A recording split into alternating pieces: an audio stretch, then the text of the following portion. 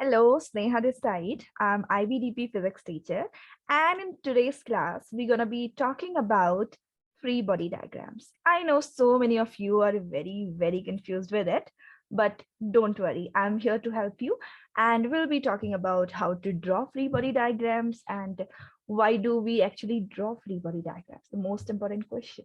Okay, so let us start with why do we draw free body diagrams? You might have seen, objects moving around, right? Around you, so many objects move. As we know using Newton's first law that if you don't apply any force, until then no object will move. You need a force in order to make any object move, or if any object is moving, if you want to stop that, you again need a force. So it is very important to draw all the forces that are acting on a body in order to find out the result. Result means where the body would actually move. Okay, I hope I'm clear. Okay, so let us start with here. I hope you can see my screen. Free body diagrams, and in short we call it FBD. You might have heard your teacher calling FBD. So cool, right? It is actually. Okay, so let us start with what is it and how does it even look like. Okay, so let me start with a very basic case. Okay, let us suppose this is surface of Earth and a body of mass m is resting on the surface.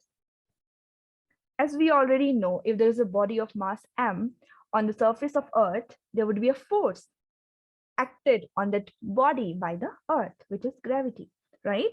And that force is equal to mg. So that means gravity is applying a force mg, which is equal to its weight downward. The force is called weight also. I hope you already know about it because we have already discussed that in previous module. Okay, so there's a force named mg acting downward. So obviously, because force is a vector quantity, so we will show it by drawing an arrow like this. Okay, bigger the weight, longer the arrow. If let us suppose if a body has 30 newtons weight, another body has 50 newtons weight. So for this 30 Newton body, you're going to draw a shorter arrow than the 51. Okay, so longer the arrow means more the value of the force. Shorter the arrow, less the value of the force. Okay, I hope I'm clear. Okay, so now if you have put this object on the surface of Earth, right? So Earth is applying a force towards down. So do you ever think that why this object is not coming down, digging a hole? Because somebody is pulling it down. It should have come down, shouldn't it? It should have come down. It should come down by digging a kind of hole like that. But it does not, right? Do you know the reason? Let me tell you, because the surface, obviously, if you're putting something on the top of the surface has provided a normal force, which is sometimes called normal reaction force also. Okay, so there is a normal force acting on the body. So I'll draw that normal force. I'm using a a yellow color arrow to draw it. Okay, and in this case, this yellow color arrow, which is normal reaction force, sometimes denoted by N or sometimes denoted by R. Don't get confused. N or R, same thing. Okay, so this is denoted by either N or R, and we draw this arrow. In this case, it would be exactly equal to weight because both are same in magnitude. They have same magnitude. Only directions are opposite, exactly opposite. Okay, let me tell you a bit more about this normal reaction force. So this reaction force or normal force is provided by the surface where you have put any object, and that force is always perpendicular to the surface. Okay, so in this case, if you see what is happening, your normal force is equal to your weight. So if somebody is pulling you towards, let us suppose this object is you. I'm pulling you down and your friend is pulling you up. We both are applying same amount of force. What will happen? Will you go anywhere? Don't say you'll get stretched. You will not go anywhere. Okay, so you would be over there because we both are canceling out each other's effort. Okay, because same amount of force in the opposite direction cancel each other out. Force is a vector quantity. So the net force on this object is 0. So this object is feeling net 0 force. Hence this object will not move. It will be at rest. That's why it is not coming down, neither flying in the sky. Okay. Okay, I hope I'm clear. Okay. Now that was about very simple and very basic case. Now let us talk about the same thing on an inclined surface. Let us suppose I have a ramp like this. Okay, so there is some object of mass m. Oh, my pen. Okay, object of mass m lying on the obviously surface of the ramp. Okay, so if we have to draw a free body diagram for this case, what do you think will happen? So the very first and important force is obviously because of gravity. That's why I'm sitting over here and teaching you, right? Otherwise I would be flying.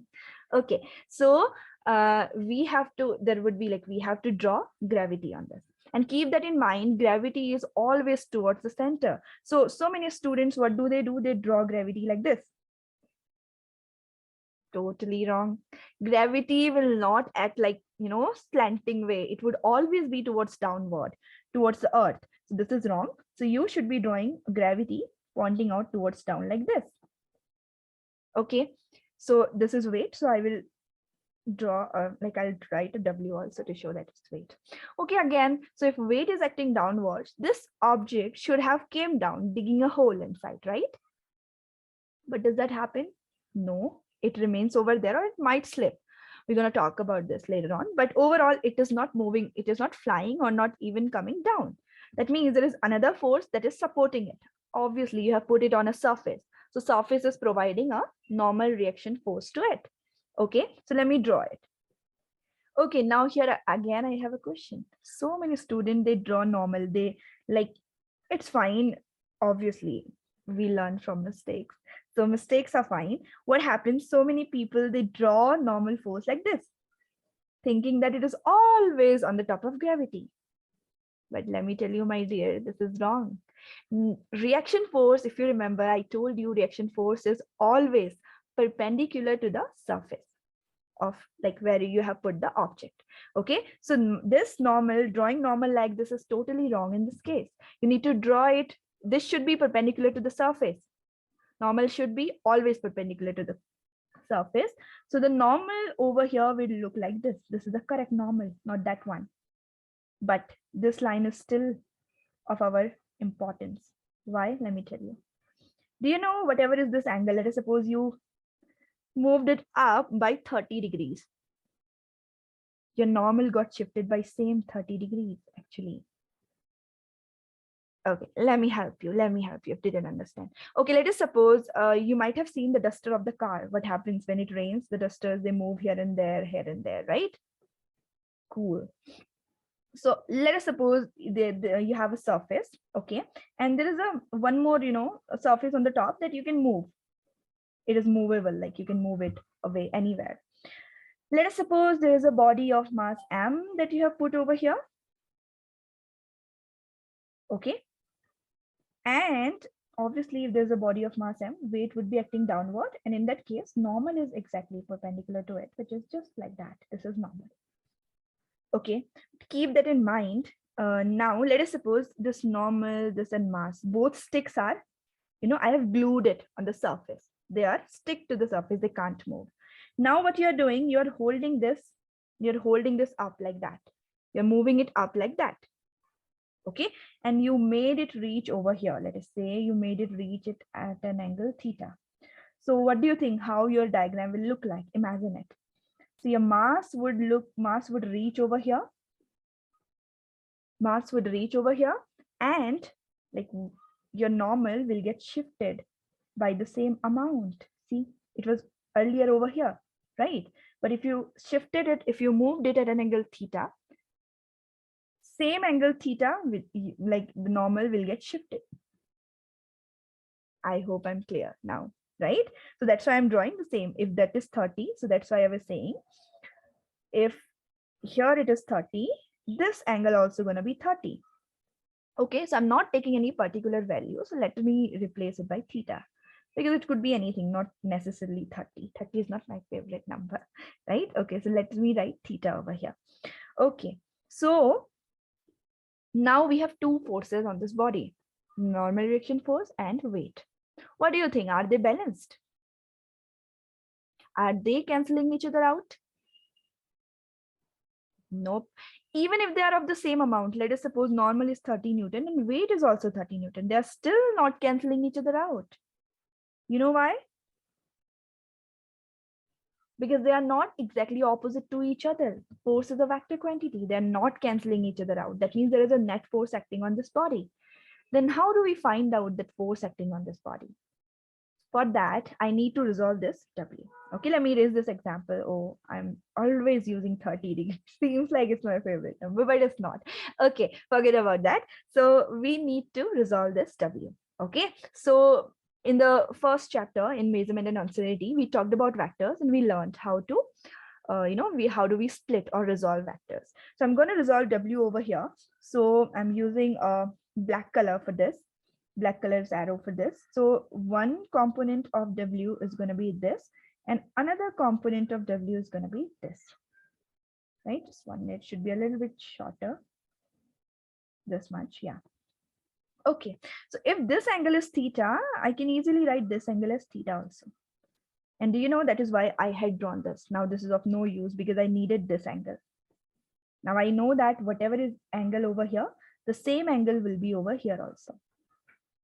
Okay, so I know that this component becomes W cos theta. We have learned this in the first module, like when we talked about vectors. And this component is W sine theta. So now you can clearly see over here that N and W cos theta, they're canceling each other out because this object is not moving up, neither coming down. That means the force N and W cos theta, they are equal to each other. Okay, so I can write N equal to W cos theta. Meanwhile, this W got splitted, so we'll not talk about W. Let us say the surface is frictionless. There is no friction. We're going to talk about the case where there is friction also, but for now, we are talking about frictionless surface. So if the surface is frictionless, so the net force would be W sine theta. That means this object will now slip with the force W sine theta, because see, this and this got cancelled out. This green one already got splitted, so no need to talk about this now, right? So only force that is remaining is W sine theta. Hence the net force on the body is W sine theta. And this is how the free body diagram for this kind of an object on the ramp looks like. I hope I'm clear with whatever I taught you today, right? So if you have any doubts, you can ask me. I'm happy to help you. Okay, I hope you understood. Thanks. Have a good day. Bye-bye.